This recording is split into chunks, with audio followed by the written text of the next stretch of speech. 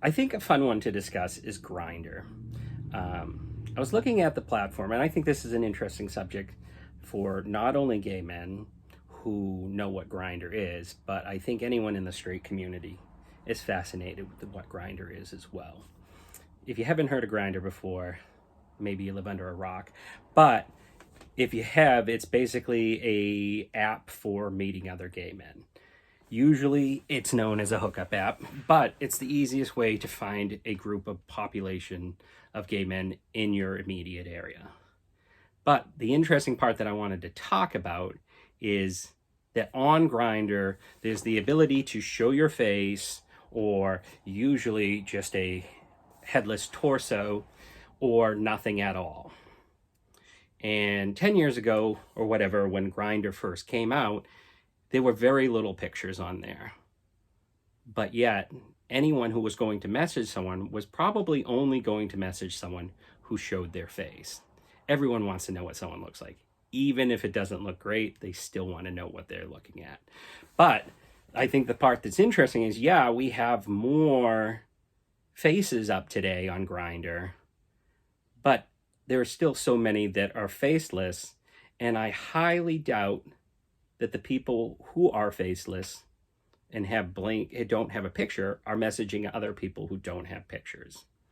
And I highly doubt that the majority of people who have pictures are looking at anyone's profile that does not have a picture, unless that person without a picture looked at you first. Doesn't seem like a lot of social progress. Technology is evolving at a significant rate, but yet we're not doing it there. There's still this shame and this closeted culture, and that it's somehow wrong to show who you are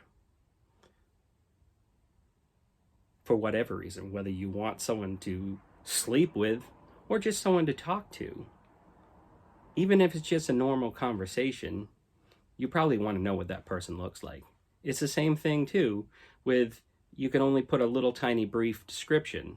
People probably want to know a little bit more about that if they are going to message you. But I think that's why the culture on there is such shit. And I think that's all I really want to say about that. But it seems like 10 years worth of progress, more people should have put up their picture. We don't live in this society where everyone's like, oh, my job, my job, my job. I thought with the Civil Rights Act, we secured all our jobs. But with Roe versus Wade being what it is today, maybe we didn't. What do you think?